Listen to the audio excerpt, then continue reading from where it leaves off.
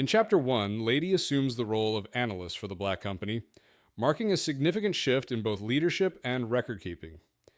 Many months have passed since previous entries, and Lady confesses that while some trivial memories linger, more important events have faded or been distorted, some known only through secondhand accounts. She questions the reliability of her sources and acknowledges her lack of formal training in writing or history, especially compared to Croker, the former analyst. Still, Lady believes it is crucial that someone continue the tradition of recording the company's deeds. She overcomes her hesitation and begins writing the Book of Lady, pledging to report events as truthfully as memory allows, despite her personal involvement in them. This chapter introduces Lady not just as captain, but as the new voice of the annals, signaling a new era for the Black Company with her dual responsibility to lead and document their legacy. In Chapter 2, Willow Swan, Cordy Mather, Blade, and Smoke observe a brutal battle near Dejagor, where the Taglian army and the Black Company are being overwhelmed. Swan and Mather, northerners from Roses, watch grimly as their favored side falters. Blade, a silent and dangerous ally, remains stoic. Smoke, the Taglian court wizard, draws Swan's scorn for appearing detached while the army suffers. Smoke insists he's too weak to fight Shadow Masters directly, claiming the Black Company sacrificed themselves to save Taglios, killing one Shadow Master and forcing the others to retreat. Swan accuses Smoke and the Radisha of betraying the company to avoid fulfilling promises. Smoke counters that the company had its own agenda, reaching Katavar. As the survivors retreat, Mather proposes regrouping at Goja. Swan, bitter, declares his distrust of Smoke, vowing to watch him closely. The group mounts up and heads north, leaving the devastated battlefield behind. In Chapter 3, the Black Company is confirmed to be in service to Prabindra Dra, Prince of Taglios. Though well-meaning, the prince is politically weak, relying on his strong-willed sister Radisha Dra for control. As the Black Company battles the Shadow Masters at Dejagor, the prince holds court far to the north. Interrupting a meeting with priests and engineers, Radisha Dra pulls her brother aside to privately relay grim news received via pigeon from Smoke. The company has been defeated at Stormguard, Dejagor. Lady, Croker, and many mercenaries are reported dead, though Moonshadow, a Shadow Master, may also have fallen. Survivors, including Blade, Willow Swan, and Cordy Mather, are retreating to Goja. The prince criticizes Smoke for fleeing instead of rallying troops, but Radisha Dra insists she'll personally go south to confront him and take action. The prince agrees and remains behind to manipulate the priesthoods and maintain political balance in Taglios. In Chapter 4, a strange procession travels through the hills east of Stormguard. At the front is a black stump-like creature carrying a box.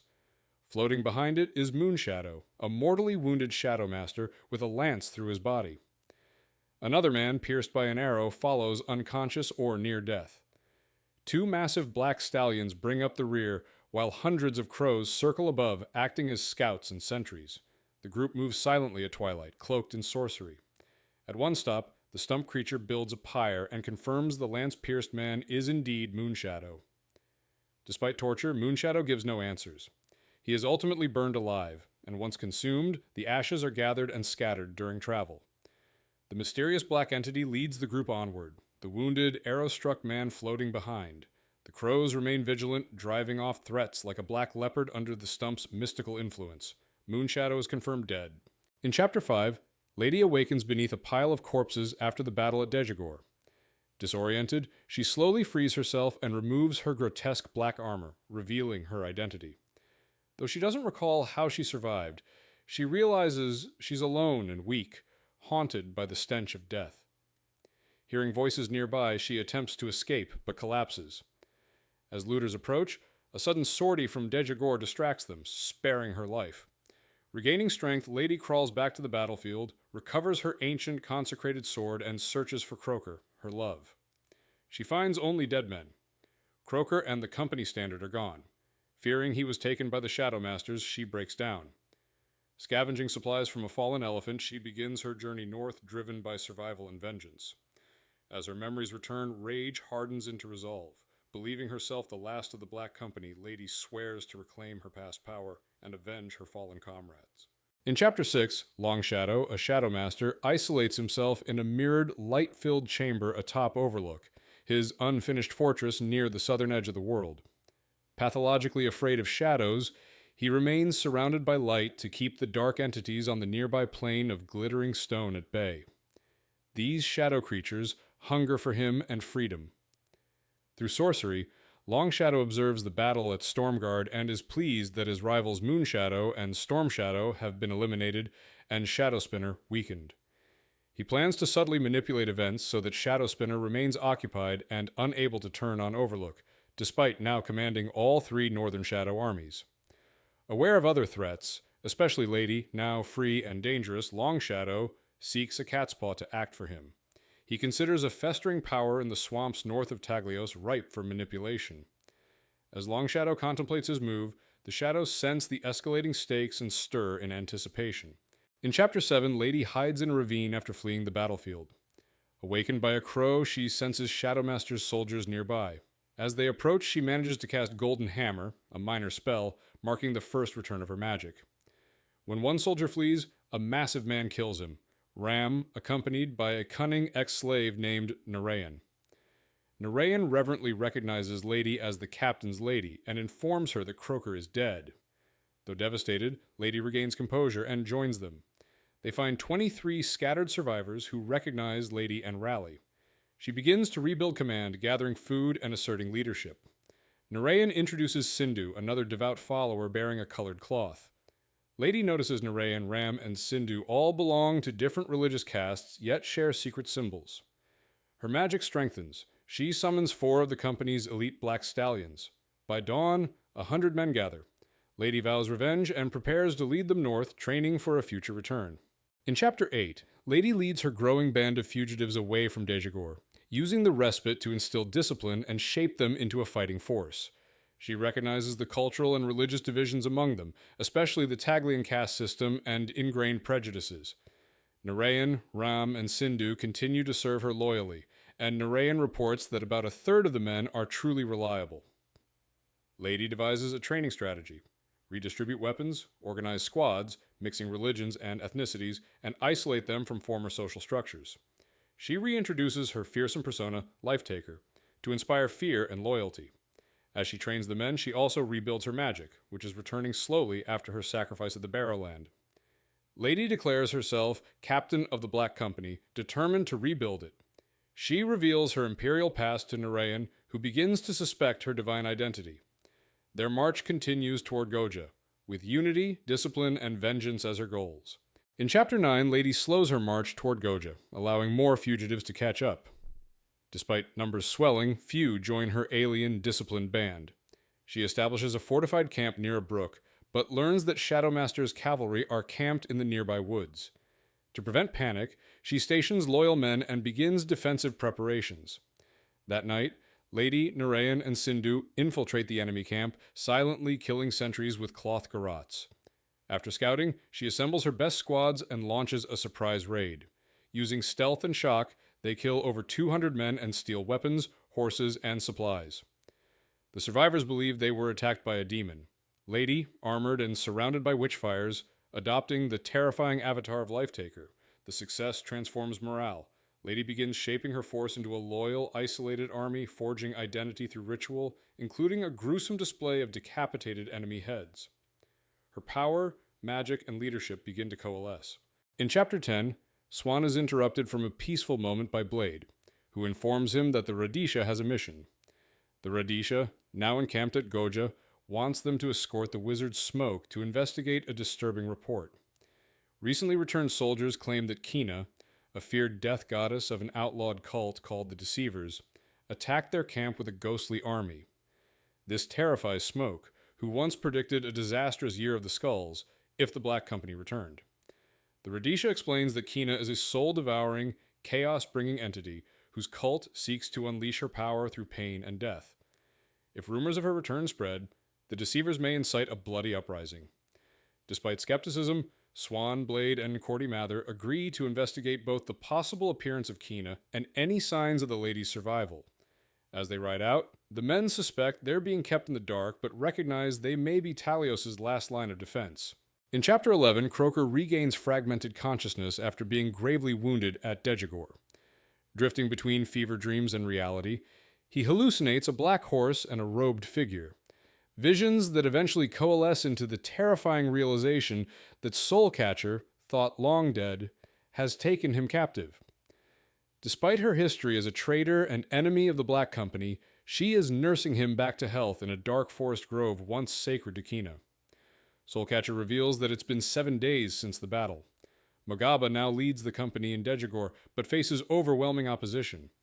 Croker learns this cursed grove was the site of mass sacrifice by the company's ancestors, 100,000 war prisoners.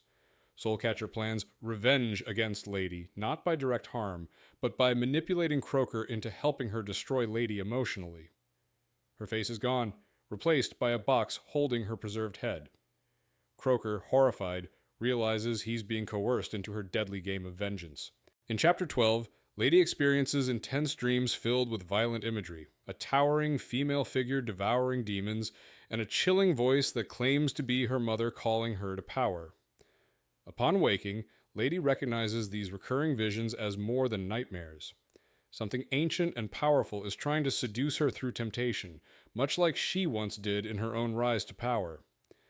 She reflects on the world's great powers, Father Tree, the Dominator, and possibly this unknown entity trying to reach her.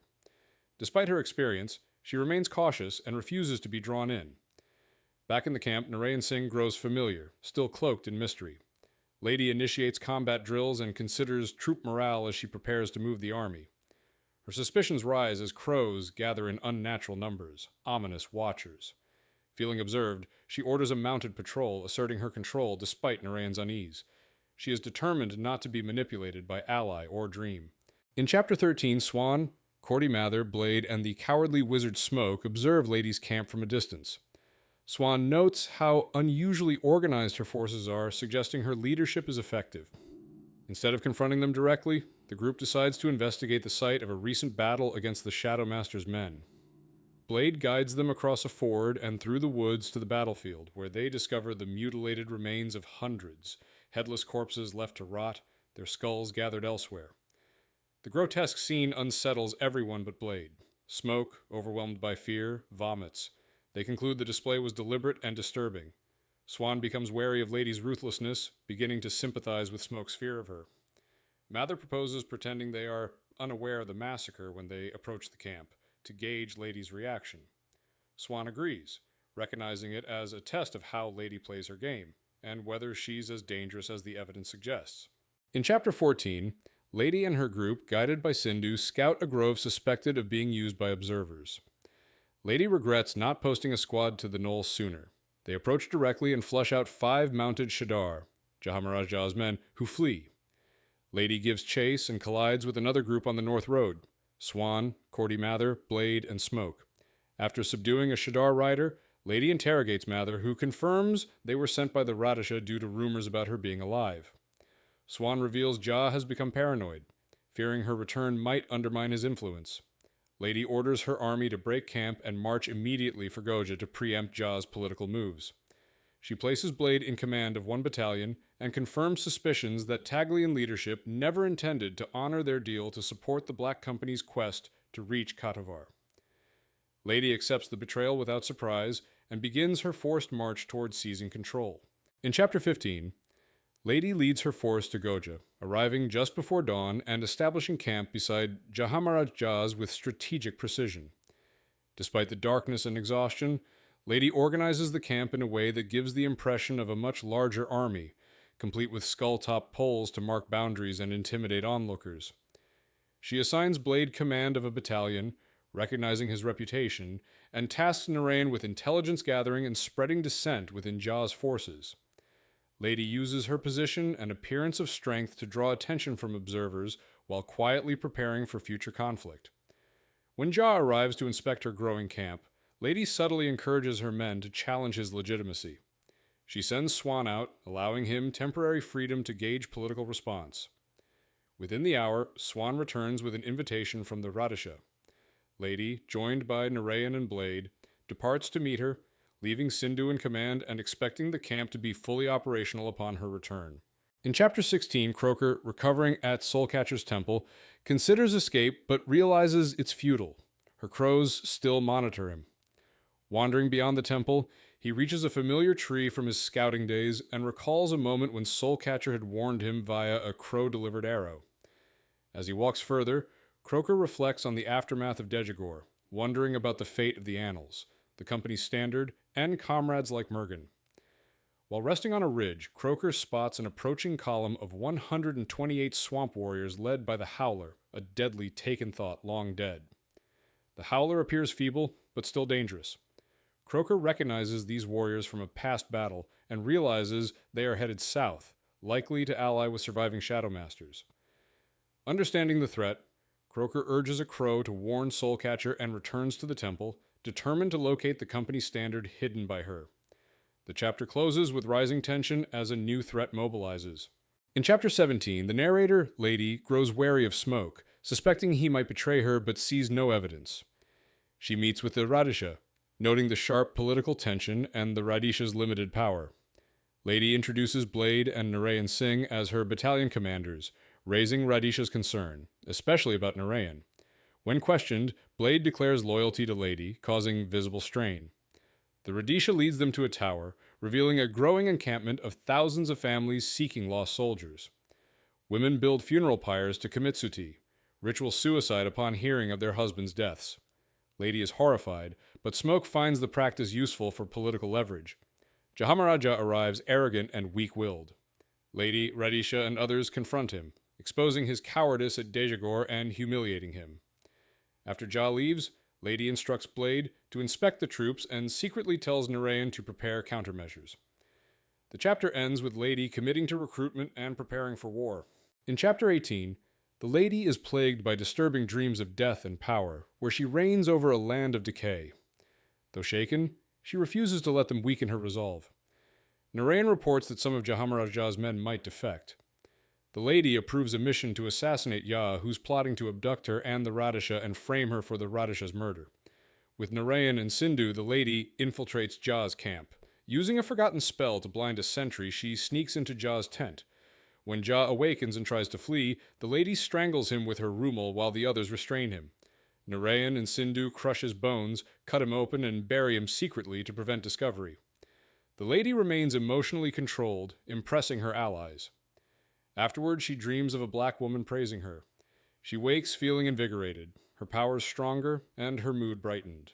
In Chapter 19, Jahamaraja's mysterious disappearance shocks the Taglian masses, and though no one confesses, whispers blame the Lady. This rumor, though unconfirmed, terrifies the people and wins Blade's complete loyalty. Recruitment surges, including 200 Shadar and nearly 500 survivors from Dejagor. The Lady orders Narayan to expand the camp and Blade to find promising leaders. Training intensifies, focusing on loyalty to comrades and command. The Radisha, rattled by Smoke's realization that the Lady was involved in Ja's death, flees north with Smoke, leaving Swan and Mather behind to cover her absence, though Narayan informs the Lady immediately. 3 non-veteran recruits arrive, a sign of growing support. That night, the Lady confronts Narayan and Sindhu, who reveal themselves as deceivers, fanatics, devoted to the death goddess Kina. They describe their cult's structure, rituals, and lost sacred texts. The Lady listens, intrigued, seeking to understand how she might use this dark power.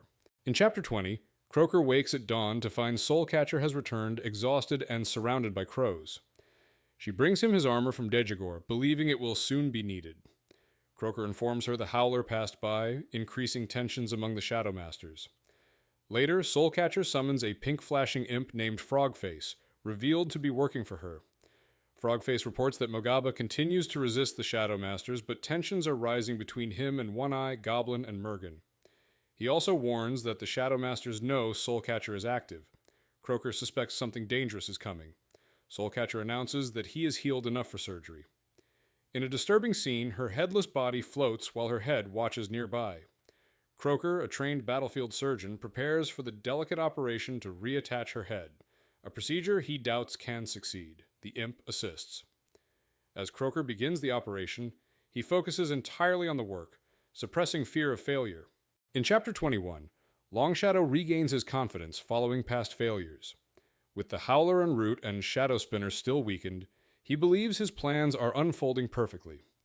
At Overlook, he activates a wall of light to expose any hidden threats and begins working with a magical crystal sphere. Through it, he summons and manipulates shadows, using them to send messages, one instructing a contact in Taglios to create the agent. As Long Shadow operates the sphere, he suddenly senses another presence. Crows, unusual at night, swarm Overlook. Realizing they are Soulcatcher's spies, he becomes enraged and attacks, but his violent reaction leaves a gap in the sphere. A dark shadow escapes through the breach and flees into the fortress. Long Shadow panics, knowing it is hunting inside Overlook. He tries to restore control, telling himself it's only one shadow.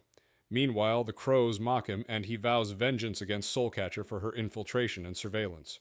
In Chapter 22, the Howler, sensing Soulcatcher's momentary distraction, emits a loud cry and is rushed by his handlers into Shadowspinner's camp. The Howler remains only long enough to confer briefly with Shadowspinner. During this meeting, they exchange vital information and form an agreement that allows the Howler to protect himself from Long Shadow's inevitable betrayal once the Taglian threat is eliminated. By the time Long Shadow's agents detect the Howler's trail, he is already gone. The only sign of his visit is a noticeable but carefully concealed improvement in Shadowspinner's health. In Chapter 23, Soulcatcher discusses recruitment with Narayan as their army nears critical mass. Despite Narayan's concerns about rebellion, Soulcatcher seeks a spark to galvanize the masses, one greater than rumors of the Strangler Messiah. She plans to send Narayan and Blade to continue gathering forces at Goja while she travels north to Talios to counter the Radish's influence and preempt interference from priests like Smoke. She confides in Blade about the Deceiver's support, noting their goals differ from hers, and tests his loyalty and judgment. Blade, cryptic and driven by hatred for priests, agrees to manage Goja while Soulcatcher secures her political power in the city. Before departing, she promotes Blade to command and leaves him with Sindhu. At dawn, Soulcatcher marches north with Narayan Ram, 2 half-trained battalions, and her trophies from the Shadowmasters, setting the stage for her next political and military maneuver.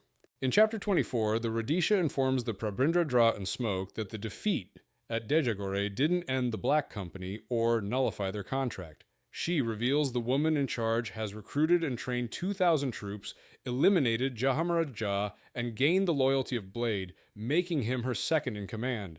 Swan and Mather remain with her as eyes for the crown, but their loyalties may be uncertain. Smoke becomes increasingly paranoid, warning that she's allied with the Stranglers and possibly impersonated the goddess Kina, suggesting she used a ritual to dispose of Jah. While the prince dismisses Smoke's hysteria, the Radisha grows more uneasy. Despite concerns, they agree to let the woman continue her war against the Shadowmasters. Smoke erupts into a fit, repeating dire warnings about the Year of the Skulls. Brother and sister ultimately decide to proceed cautiously, acknowledging their manipulations may yet backfire. In Chapter 25, 8 mysterious brown-skinned men occupy a ruined tenement rooftop in Talios, performing nightly rituals that draw shadows which speak to their leader. That night, they summon Smoke, the paranoid palace wizard, who is ambushed in the streets and escorted to the tenement. There he meets their leader, one who leads 8 who serve, who speaks of a mutual threat. The woman leading the Black Company, now touched by Kina. The man claims Long Shadow, the distant and mostly uninvolved Shadowmaster, fears her growing power and wishes to ally with Smoke. He offers peace in exchange for cooperation and promises safe contact later. Though suspicious, Smoke listens and leaves unharmed. The brown men prepare to vacate, expecting Smoke will report the contact, but also believing the offer may seduce him. They prey on his fear, ambition, and ego, hoping to corrupt him into a tool for Long Shadow's desperate schemes. In Chapter 26, the narrator and her forces arrive in Talios shortly after the Radisha. She reclaims the old company barracks, now crowded with new recruits and recovering soldiers. She tasks Narayan with securing their loyalty and spreading news to attract support. A public relations tactic is launched. She invites Taglians to inquire about their missing loved ones in Dejagore, falsely implying they might be saved if the army gains enough strength. Meanwhile, she seeks a defensible camp outside the city, tasking Ram with scouting the countryside. As crowds gather for news, she stages a controlled assembly in the public square, where her message is heard by over 5,000 people. Using a combination of truth, illusion, and strategic kindness, she solidifies her position. By dawn, half the crowd is satisfied, and a messenger announces priests wish to meet. As bats appear overhead, she suspects Shadowmaster spies and orders their extermination, triggering citywide vigilance. In Chapter 27, the narrator confronts delegations from all three Taglian priesthoods, who are displeased after being made to wait. She refuses to apologize and asserts her authority as the new captain of the Black Company. When they raise objections, she delivers a firm position statement. She is indifferent to religion and focused solely on fulfilling the company's contract to defeat the Shadowmasters. When the Gunny priest Tal insults her with a sexist remark, she responds by injuring him with a magical golden hammer, shocking the room into silence. She emphasizes that she will not tolerate interference and will use force if necessary to maintain military discipline. Her display of authority unsettles the priests, who leave in silence. She then instructs Narayan to send for Ram and prepare for field movement, insisting her forces must begin scouting future operational sites. Her firm control buys her time and establishes dominance over the religious factions. In Chapter 28, Croker sits in the rain making grass figures, reflecting on his captivity and Soulcatcher's schemes. Soulcatcher, recovered enough to build black armor, is preparing for action. She now dresses in her tight black Soulcatcher outfit and teases Croker emotionally, reading him easily and keeping him off balance. She reveals she orchestrated a diversion to allow Howler to secretly meet Shadowspinner and disrupt Longshadow's control. Croker realizes this manipulation could trigger an escalation at Dejagor. Soulcatcher speaks of causing chaos and eventually seizing power for herself and Croker, or abandoning the game if it ceases to amuse her. Despite her playful tone, Croker remains uneasy with her casual approach to destruction and control. That night, Soulcatcher invites him into her bed, but he declines, fearing her influence. Later, he wakes to find her speaking to crows about events in Talios, and he drifts off, disturbed by dreams and her growing control. In Chapter 29, Lady selects an ancient, fortified site as a new camp and reflects on how history fades. She returns to the barracks, issues orders to Narayan to begin moving recruits, and prepares for a dinner with Prabindra Dra at the grove where she once dined with Croker. She arrives in regal display with bodyguards Ram and Abda. The prince, under political pressure, questions her aggressive tactics, especially her execution of Jahamaraj Jha, which she justifies as necessary due to his betrayal and conspiracy. Lady warns him that she will enforce the Black Company's contract regardless of opposition from local powers. They debate the future of Talios, with Lady asserting the Shadowmaster's threat outweighs internal politics. She demands resources, intelligence, and the secret books Smoke hid, linked to a mystery called the Year of the Skulls. Their conversation ends in strained politeness as Lady departs, promising victory and future confrontation. In Chapter 30, Lady prepares for an ambush after Ram warns her of suspicious Gunny priests watching them during her outing. She requests a sword from Master Gupta and removes her ceremonial attire to move more freely. As Lady, Ram, and Abda near a brush-covered exit, she prepares a powerful fireball spell and launches it into the shrubbery, flushing out hidden assassins. More attackers emerge in panic as a second fireball is thrown. The ambushers are herded toward the gate, where Lady orders Ram to subdue them and throw them into her coach. One flaming assassin charges with a tulwar, but Abda swiftly kills him with his rummel. Lady returns the borrowed sword and sarcastically tells the gate guard to have Priest Tal pay for the damage. As they depart, Lady sees Tal watching from afar and mockingly warns him to enjoy his remaining hours, hinting that retaliation is imminent. In Chapter 31, the Lady oversees the development of a new military camp designed for 10,000 troops. She administers oaths of allegiance, embedding a clause for unquestioning obedience. Fanatics and priests are isolated into a special unit of 300 for future missions. Narayan Singh returns with news. All the priests involved in the attempted ambush have been eliminated, though a Gunny emissary has inquired about their release. The Lady suspects Shadowmaster spies are in Taglios but lacks confirmation. She learns the Prabindra Dra may be diverting city resources to construct her fortress. To expand military capabilities, she instructs Narayan to build a force of archers. Despite exhaustion and recurring dreams, she presses forward, reflecting on the Dominator's empire building and her shortage of capable leaders. Narayan reminds her of the upcoming Festival of Lights, critical for gaining the Strangler's support. Meanwhile, Mogaba continues to hold out in Dejagor, complicating her future plans. In Chapter 32, a secret meeting is held between the Prabindra Dra, the Radisha, and Smoke to discuss the growing threat posed by the lady. The Radisha is furious after a failed attempt to control her, while Smoke insists she's too dangerous, citing her ties to the Stranglers and the deaths of Tal and his followers. The Prabrindra Dra is conflicted, admitting Lady may be their best hope against the Shadow Masters. The Radisha acknowledges the danger but sees no alternative. Lady will reshape Talios into something darker in order to save it. Smoke warns that this gradual acceptance of violence and power will eventually destroy the city's soul. Feeling unheard and mistrusted due to his past secret dealings with Longshadow's agents, Smoke concludes he must act alone. When he learns Lady placed a bounty on bats, creatures useful to the Shadow Masters, he realizes she knows more than she's shown and decides it's time to defect. In Chapter 33, Croaker broods in the woods, reflecting on his strained relationship with Soulcatcher and learning unsettling news from the imp Frogface. Lady has taken control of Taglios, leaving Blade in charge at Goja, while Spinner prepares another assault on Dejagor. The wizard Smoke has defected to Longshadow, though he's unknowingly being transformed into a puppet. Soulcatcher, now posing in armor mimicking Lady's life-taker guise, plans a bold deception to disrupt Spinner's forces and save Dejagor. Croaker realizes they'll appear as the supposedly dead Widowmaker and the already active Life-Taker, creating confusion among allies and enemies alike. Soulcatcher's manipulation, including conjuring the company's ancient standard and war armor, forces Croaker into reluctant cooperation. With Spinner's attack imminent and the Annals trapped inside Dejagor, Croaker dons the Widowmaker gear.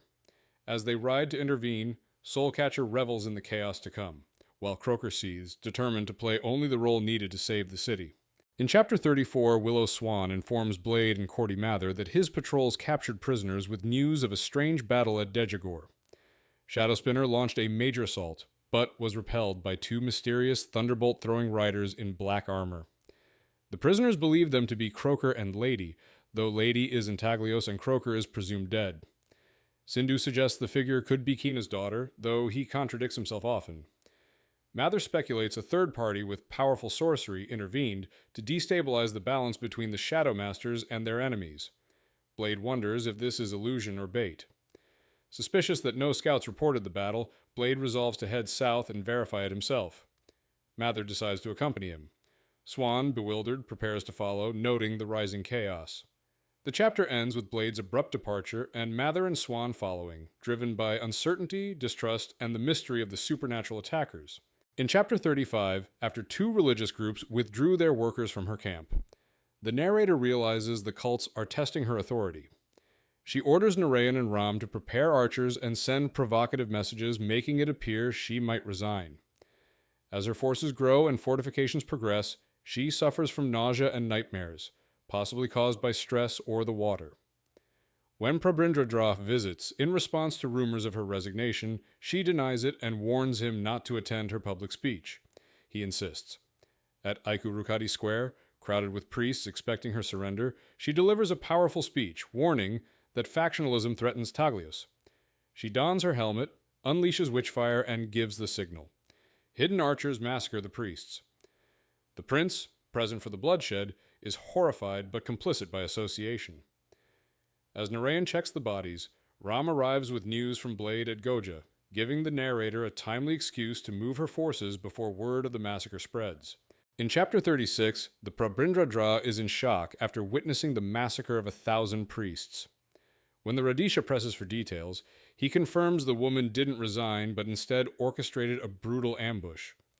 She lured the priests with the promise of her public humiliation, then had archers slaughter them and personally finished off the wounded.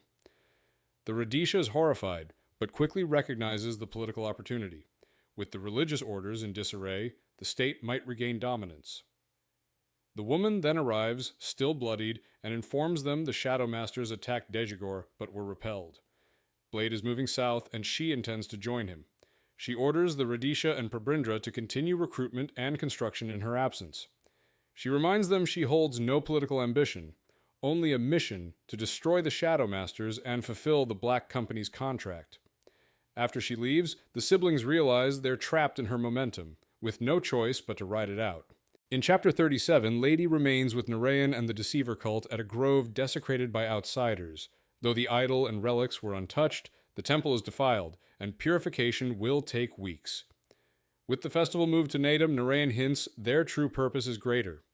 However, Lady feels unprepared to play the role of the Daughter of Night, especially as Narayan refuses to guide her, believing she should act instinctively. Tension builds.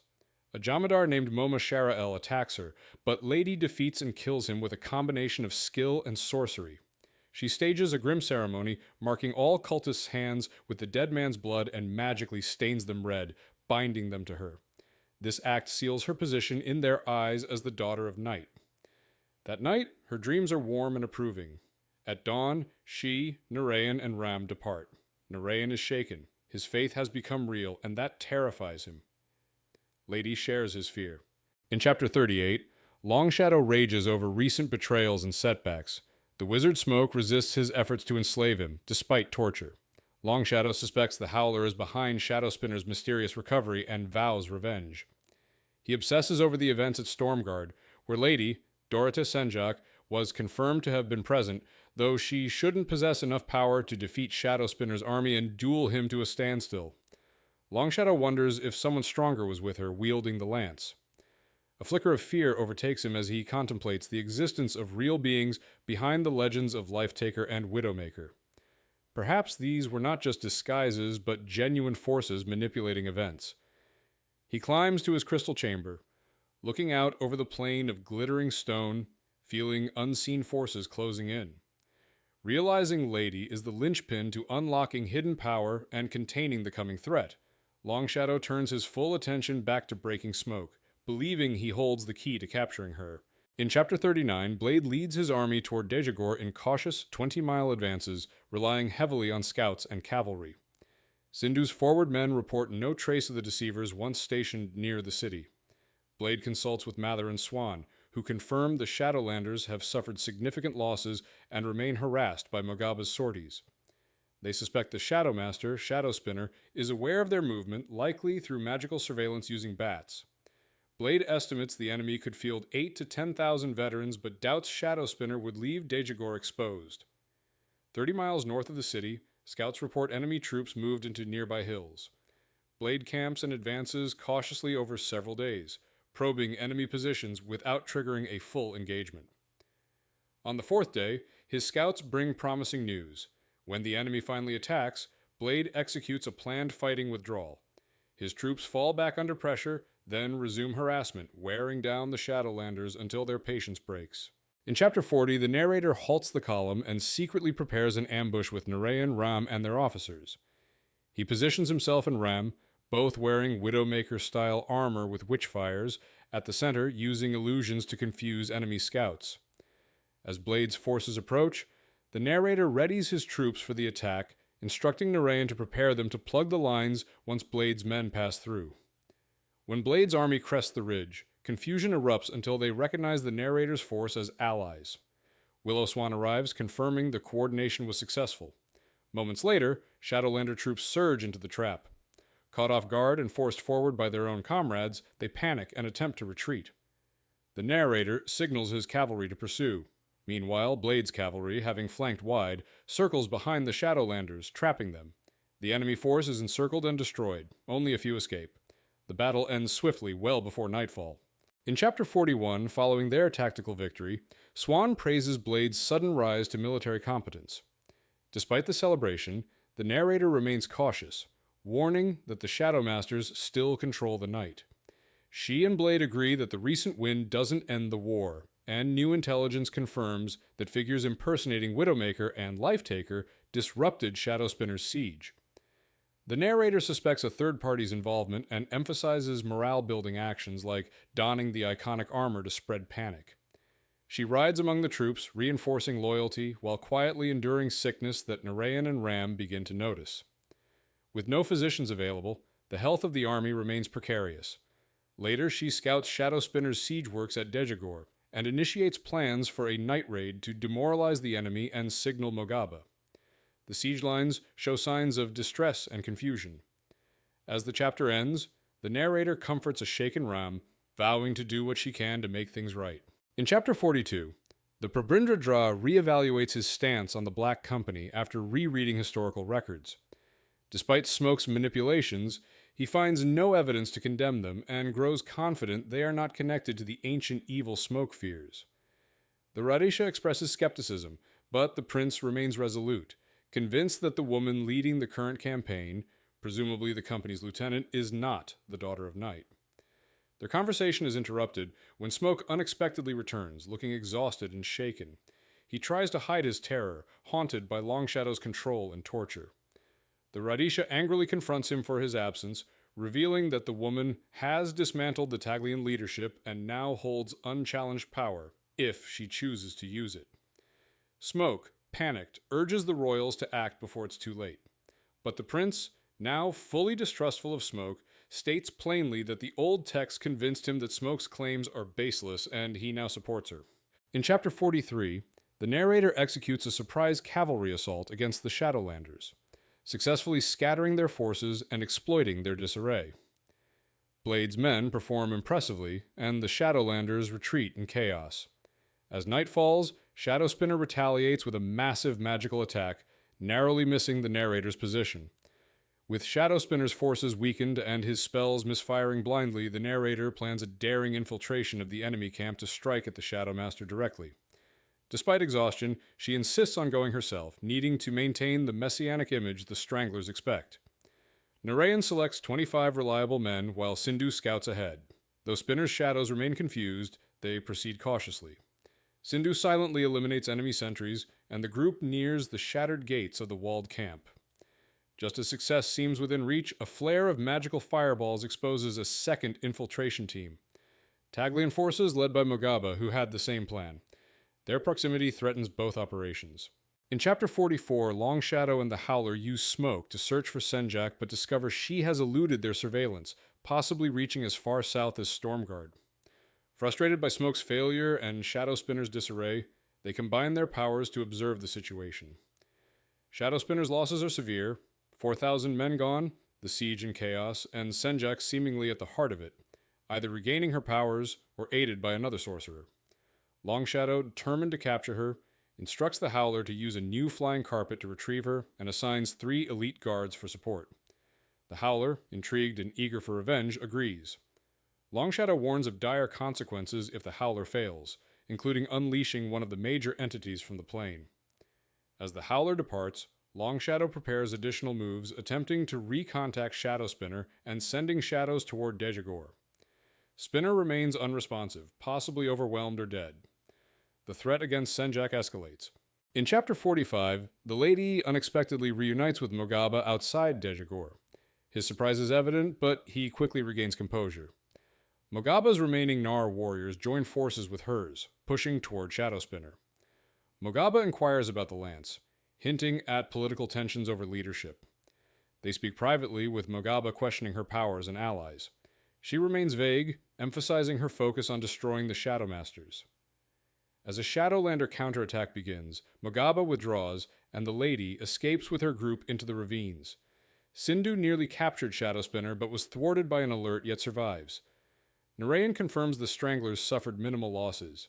The lady plans to let Mogaba remain under siege, using the time to train her troops.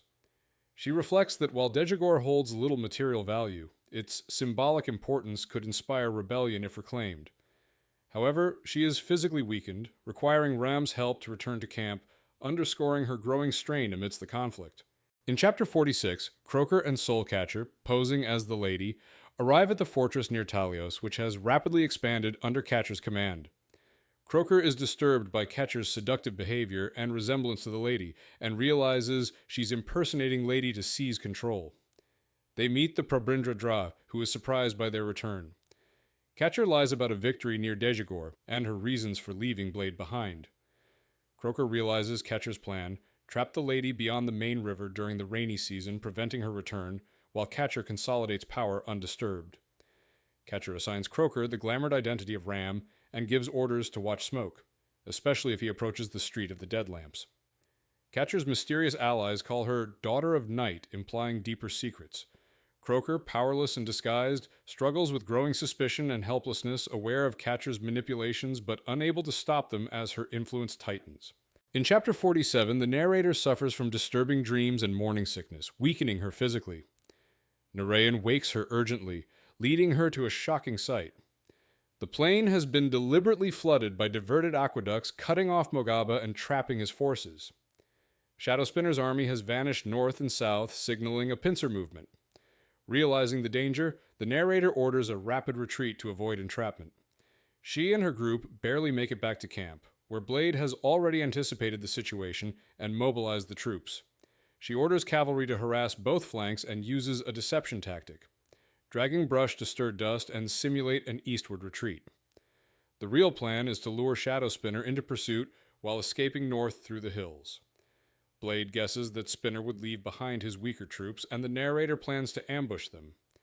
As the strategy unfolds, Narayan is pleased. Violence and death are increasing, fulfilling his fanatical prophecy. In Chapter 48, Smoke is haunted by both physical stalkers and psychological control from Shadowmaster Longshadow, who has embedded part of himself within Smoke's mind. Unable to shake his persistent watchers, Smoke grows increasingly desperate, fearing betrayal of his Taglian contacts. Attempting to lose them in the alleys of Taglios fails. One stalker always finds him. The Watcher invokes the name of Kina, terrifying Smoke further, and offers him escape through service to her. Horrified, Smoke refuses and flees. Reaching his destination, he discovers 8 strangled corpses and is confronted by the same stalker, who cryptically says Kina doesn't want Longshadow to know her daughter is in Taglios. The stalker then transforms into Frogface and vanishes. Smoke escapes again, shaken but thinking more clearly. Realizing he has one last desperate plan, he refuses to submit to Kina, even as the darkness around him deepens and options dwindle.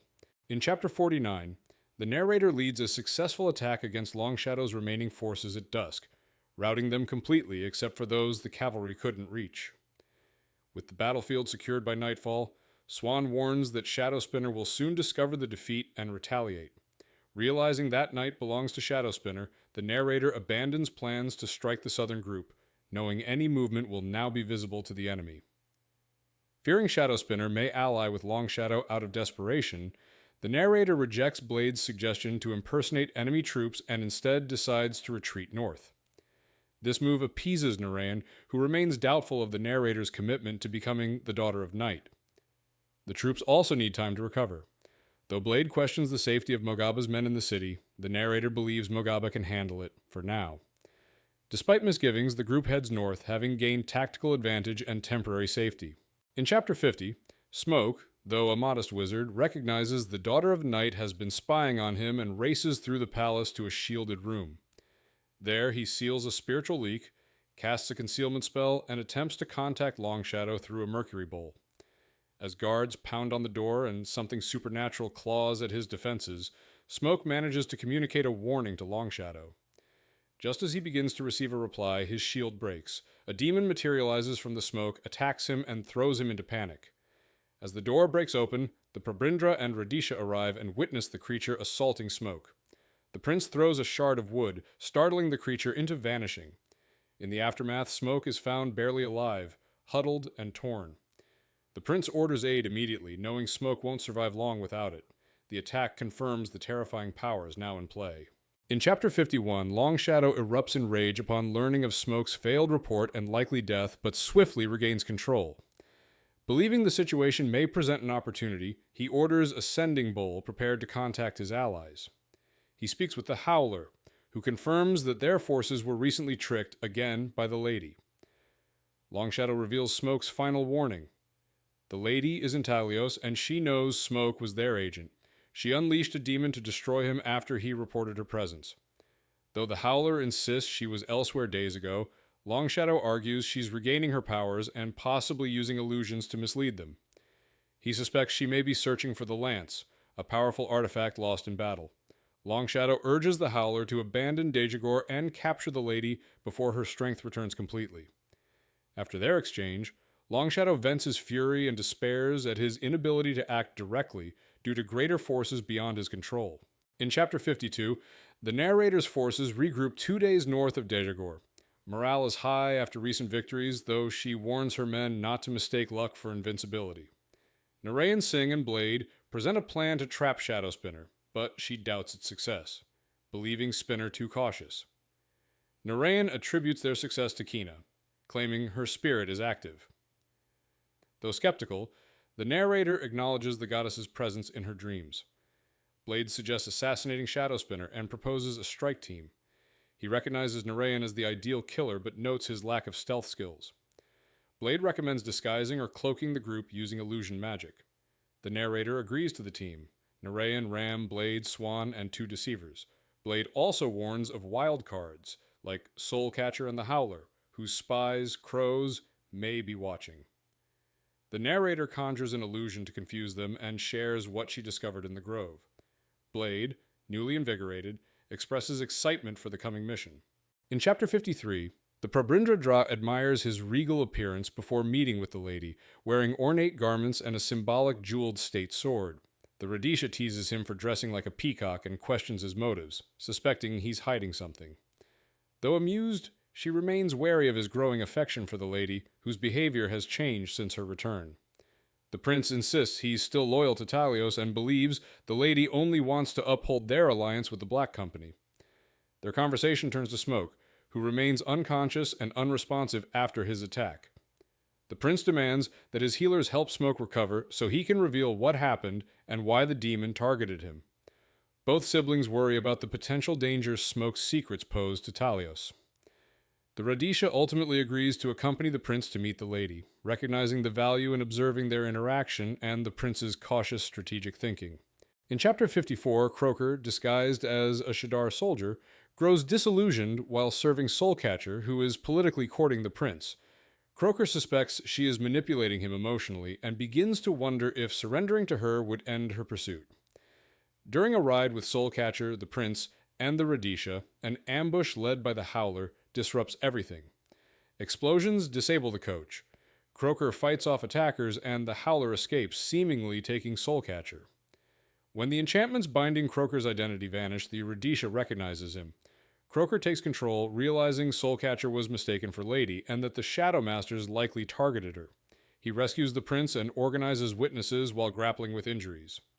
They learn Smoke, the local wizard, had betrayed them but is now in a coma. Croker revives him for interrogation.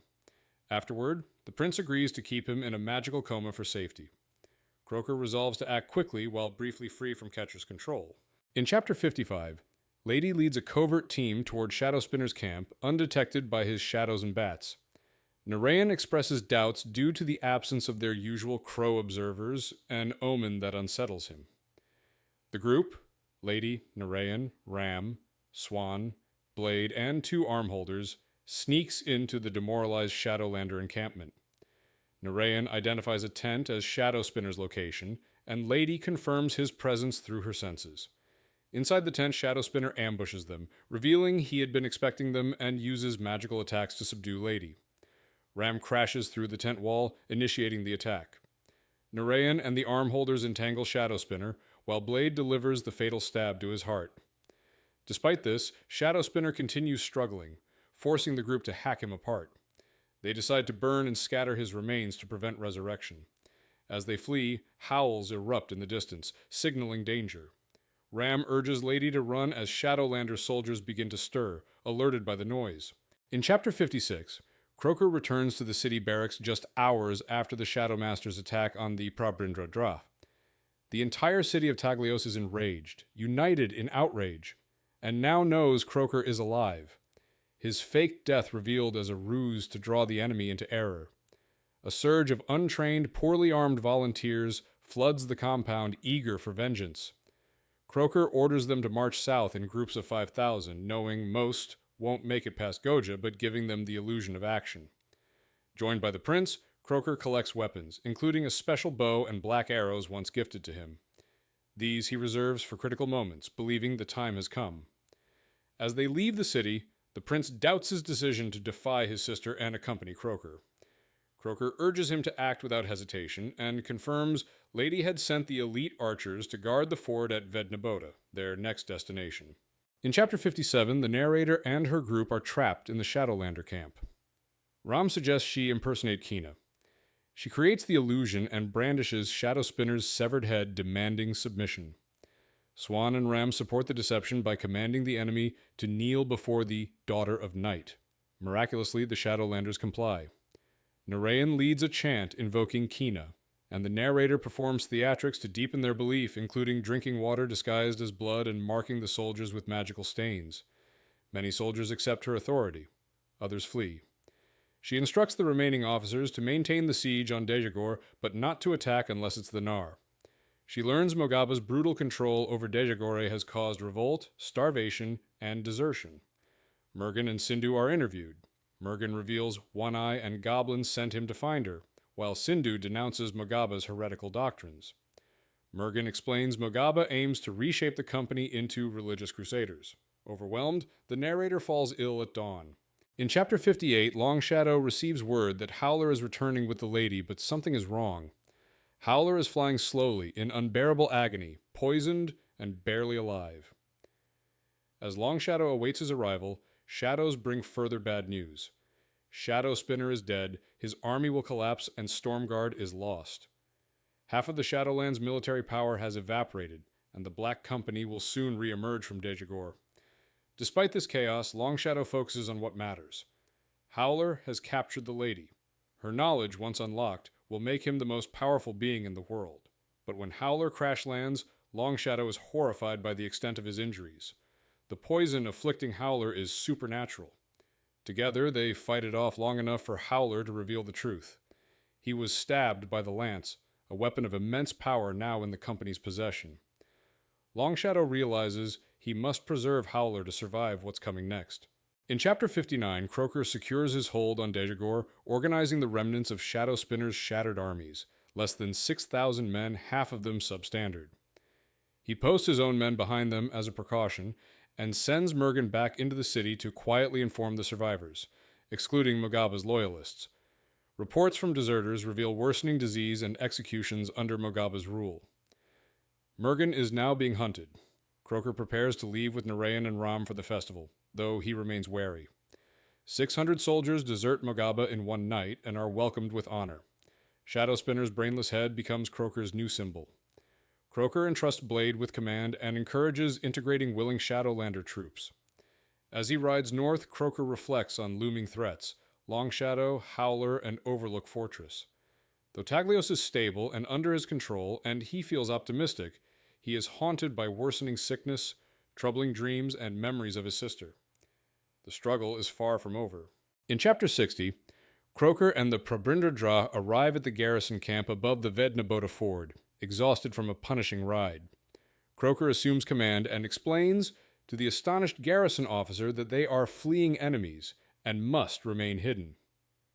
To protect their identities, Croker and the prince plan to disguise themselves as archers within the unit and march to rejoin Lady's army in Dejagor. Croker emphasizes absolute secrecy, warning of spies, many not even human. He arranges for volunteers to return their recognizable stallions to avoid detection. Disguises are distributed. Croker becomes Narayan Singh, a common Shadar name, and the prince adopts the persona Abu Lal Kadreskra, posing as the son of a Gunny prostitute to deflect suspicion. After a day and a half of preparation, the disguised pair crosses the river with the company, headed for Dejagor. Croker is both anxious and excited, uncertain how Lady will react to seeing him alive again. In Chapter 61, Long Shadow stays awake for 6 days, using his sorcery to save Howler from a magical affliction ravaging his body and soul. He succeeds, but the effort nearly kills him and he collapses in exhaustion. Within the ancient city of Shadowcatch, an archive of rare knowledge, Long Shadow reflects on the legends of the Lances of Passion. These mystical weapons were forged from fragments of a demon king's sword and parts of Kina's defeated enemies, said to hold immense power tied to the cosmic struggle between light and shadow. Long Shadow ponders whether Kina, the Lords of Light, or ancient demonic forces had sent forth the original free companies of Katavar, including the now legendary Black Company. He suspects their missing standard is one of the lances, lost at Dejagor and now resurfaced in Taglios. As he prepares to recover it, Long Shadow plans to extract further secrets from his captive. But first, he finally rests, having saved Howler's life. In Chapter 62, the Imp Frogface takes 5 days to locate his mistress Soulcatcher, imprisoned in a drugged state beneath Overlook. Though freeing her wasn't part of his original orders, he restores her by drinking and cleansing her blood. Once revived, Soulcatcher learns she was mistaken for her sister and orders Frogface to keep Croker from reaching her sibling, at any cost short of killing. She promises him freedom in return. As Longshadow and Howler sleep, Soulcatcher escapes her cell by melting the enchanted stones. The lower levels of Overlook are strangely empty, filling her with suspicion. As she nears an exit, she's ambushed by halberd-wielding warriors in wooden armor. She unleashes a powerful summoning spell, tearing open reality and calling forth a monstrous entity that destroys the garrison. With Overlook in chaos, Soulcatcher slips into the night. Her destination is north, driven by anger, purpose, and the need to stop Croaker from finding her sister. In Chapter 63, the narrator crosses the incomplete bridge into Goja, sick and exhausted, barely arriving in time for the initiation ceremony. Narayan handles arrangements while Ram urges her to see a physician. She agrees to go north after the ceremony. That night, disturbed by illness and visions, she glimpses Frogface watching her and suffers hallucinations of Kina, a terrifying goddess-like figure. Her powers begin returning, nearly rivaling Smoke's, but are accompanied by vivid, waking dreams. Narayan reveals she must undergo the full initiation like any other candidate, standing naked before Kina for judgment. Though reluctant, she agrees, recognizing she must win the Strangler's loyalty for future plans. Narayan explains the ceremony will include only the minimum required priests and candidates, as some believe she is truly the daughter of Night and may demand executions afterward. She's given a tattered ceremonial robe and prepares to face the rite, uncertain of what will come. In Chapter 64, the narrator undergoes the Strangler's brutal initiation ceremony in Kina's temple, now transformed by grim idols and sacrificial rituals. Each candidate is stripped, prostrates before the idol, and drinks a bitter, drugged liquid, likely human blood. As she completes the rite without flinching, a chilling presence fills the temple. Suddenly, the lights go out and a scream pierces the darkness. When the lights return, one candidate is dead, his head in the idol's hand, and the statue itself has moved. The priests, visibly shocked, declare Kina has manifested through her daughter and hastily end the ritual. Scheduled executions are cancelled, and surviving enemies are freed to spread word of Kina's return. Back at their fire, Narayan confirms that something unprecedented occurred. He's never seen the idol move. The narrator, drained and sick, vomits at dawn from the ritual's effects. Kina's presence is now undeniable, and her influence is growing stronger. In Chapter 65, the imp searches for Croaker, but finds nothing in Talios or Goja. Assuming Croaker would look for the lady, the imp tracks movements toward the ford, but confirms Croaker isn't among the approaching Taglian forces. Suspecting Croaker might cross the river elsewhere, he investigates Vednaboda, an unlikely crossing, and finds the stationed archers missing. Following their trail, the imp locates Croaker. Faced with a decision, the imp chooses not to alert his mistress immediately, but instead acts alone. With the rainy season approaching, he targets the Goja Bridge. One moonless night, the structure collapses mysteriously, washing away its timberwork. Engineers can't explain the failure, and it's too late to rebuild before the season changes. The imp's sabotage traps any Taglian forces caught on the Shadowlander side for half a year, effectively preventing Croaker and the lady from reuniting. Satisfied, the imp resumes his search for his mistress. In Chapter 66, Croaker and the Prabindradra arrive at the Taglian main camp with the archers, making a dramatic reappearance. Disguised until the last moment, they are met with disbelief by familiar faces: Blade, Swan, Mather, and Mergen. Croaker reunites with Mergen, confirms his identity, and hands him the Black Company standard. Croaker immediately asks for the lady, but learns she departed north with Narayan and Ram 9 days earlier. Swan, suspicious, confirms Croaker's identity with Mather and the prince. Croaker is introduced to Sindhu, one of the lady's allies, who makes cryptic remarks about Mogaba's descent into cannibalism and human sacrifice. Croaker begins gathering intelligence about Mogaba's remaining forces and their rituals. He learns One Eye and Goblin are hiding within Mogaba's camp, fearing Shifter's vengeful apprentice. Mergen refuses to approach Mogaba again, but Swan volunteers instead, eager to test his courage. Croaker prepares to send Swan to negotiate or scout Mogaba's position. In Chapter 67, Lady, Narayan, and Ram are unexpectedly arrested upon reaching the fortress. Confused and concerned that Smoke had influenced the Radisha against her, Lady waits in silence. After several hours, the Radisha enters and interrogates Lady's identity, suspecting a recent imposter, likely Catcher. Through tests and questioning, she confirms Lady is genuine and explains that Catcher had deceived her brother and even brought Croaker in disguise as Ram. However, Howler later abducted Catcher, mistaking her for Lady. Croaker and the prince then departed to search for the real Lady. Left alone, Lady reflects on Croaker's survival and concludes the arrow that struck him likely came from Catcher, her vengeful sister, now free and powerful again. Near despair, she receives a visit from the Radisha and her physician, Dr. Darhanadar. After a brief examination, the doctor diagnoses Lady as pregnant. Shocking news that shifts Lady's understanding of her condition and her future. In Chapter 68, Croaker positions himself visibly near the city while Mergen holds the company standard. Swan departs by boat to establish contact. They anticipate that Mogaba or one of his officers will respond to confirm Croaker's identity. Soon, Mogaba's trusted lieutenant Sindawe arrives and expresses conflicted loyalty, sworn to Mogaba, yet disturbed by his increasing fanaticism and ambition.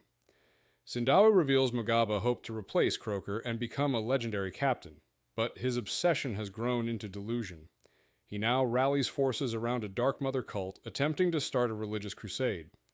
Croaker learns Mogaba might reject his return, suspecting it's a Shadow Master's trick, as many had believed Croaker was dead.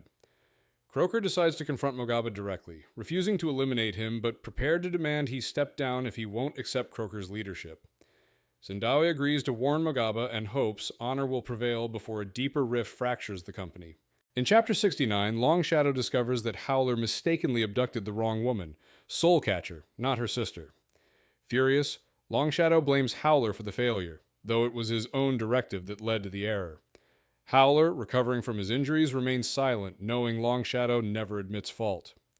Despite their mutual hatred, Howler informs him that Soul Catcher is now walking, whole and dangerous. Long Shadow realizes she is hiding somewhere in his territory and will evade his shadow eyes. However, he plans to track her through her spies, especially her Crow network. He vows to find her and confront her directly, suggesting a dangerous course of action. Howler, once ambitious but now broken and cautious, secretly hopes to escape this escalating conflict. Still dependent on Long Shadow for survival, he pretends to support the plan. Long Shadow dismisses his concern, claiming it will be easy once Soulcatcher is located, though clearly plotting something bold and perilous. In Chapter 70, Croaker prepares to cross the lake to Dejagor with Swan and Sindhu, rejecting Blade and Mather to leave them in charge. While rowing, Swan questions Croaker's relationship with Lady and expresses his resignation over it. Croaker grows wary of Sindhu, sensing danger. Upon arrival at the ruined city wall, the group climbs to the top and sees Dejagor reduced to islands surrounded by plague-filled canals and floating corpses. Survivors cheer Croaker as Liberator. Mogaba arrives in full regalia. Croaker approaches him with a gesture of peace, placing a hand on his shoulder. In tense silence, Mogaba battles his pride and ambition before ultimately refusing reconciliation, admitting a darkness inside him. He pleads to be killed, but Croaker refuses. Sindawe and other Nar defect to Croaker's side. Mogaba departs with the remaining loyalists, Croaker reclaims command, rallies his men, and begins efforts to evacuate the city. Dejagor is finally liberated and the company is restored. In Chapter 71, Long Shadow prepares to trap one of the powerful shadow creatures to use against Soulcatcher. Howler watches from a stool. Uneasy with the plan and noting Long Shadow's obsession with amassing magical artifacts, mostly to prevent others from having them. The room is lit with various intense light sources to counter any ambush from the shadows. Long Shadow claims noon is ideal because the shadow creatures are least active then. Despite knowing Soulcatcher's location, Long Shadow insists on capturing a shadow beast instead of using overwhelming military force, preferring a dramatic and risky approach. Howler believes the plan is foolish and fears the uncontrollable consequences of unleashing such a creature, but has no choice but to participate. Several hundred terrified soldiers haul a massive black wagon, normally drawn by elephants, to the shadow trap site. Animals refuse to approach it. As the setup is completed, Long Shadow begins the ritual, confident he will eliminate Soulcatcher by midnight. In Chapter 72, Soulcatcher, disguised as a tree stump, observes the city of New Dar while awaiting enemy action. Her imp, Frogface, confirms Long Shadow's plan to release a shadow beast to destroy her. Expecting the attack at midnight, Soulcatcher prepares her counterstrike. That night, the shadow enters the city square, terrifying the population, and targets a woman at a fountain, actually Frogface in illusionary disguise. Frogface taunts and lures the creature across the city for an hour, causing chaos and stirring old hatreds. Meanwhile, Soulcatcher, disguised as a crone, infiltrates the governor's strong room. She studies the creature's movement and prepares a magical vault to trap it. After casting spells to disorient it, she sends a signal. Frogface leads the shadow inside, and Soulcatcher seals the vault. The imp, satisfied, announces his departure. Soulcatcher, giddy with victory, walks away with him, laughing at how easily she fooled Longshadow and marveling at the destruction her trap will cause. In Chapter 73, Lady confirms she is pregnant, realizing the truth only after a physician's diagnosis. The pregnancy explains her recent physical changes and mood shifts. Now, deep into her term, she resides in her fortress south of Talios, enduring the 5th month of unrelenting rain while continuing to write the annals. The Rhodesia has assigned women to care for her, who joke about her condition and the challenges of pregnancy for a military leader. Lady receives regular updates from Croker in Dejagor, whose catapulted messages report a quiet front. Both wish they could be together. She anticipates crossing the river once the floodwaters recede, confident they'll reunite. Soulcatcher is aware of the pregnancy, her crows watching closely, which Lady allows, hoping it irritates her sister. Ram, growing increasingly anxious, fears tragedy may repeat itself. His haunted behavior and protectiveness suggest deep-seated dread as the due date nears. In Chapter 74, Lady confirms Ram's fears were justified. He had discovered a terrible truth. Ram is now dead, killed while defending Lady's newborn daughter from the Stranglers. Narayan Singh led the attack, revealing his betrayal. He and his deceiver allies had always intended to claim the child, not Lady, as the prophesied daughter of Night. Lady had been deceived. Narayan was a consummate actor, masking his true motives. She realizes the dreams vanished after the consecration ceremony because she was never the true vessel. The child was. While Lady lay unconscious, Ram killed 4 Stranglers before Narayan murdered him and escaped with the baby. Now fully aware of the betrayal, Lady vows vengeance. Her powers have returned stronger than ever, and she swears to destroy Narayan the Deceivers, Longshadow, Soulcatcher, and even Kina if necessary. Enraged and resolute, she declares the beginning of their Year of the Skulls, and closes the Book of Lady.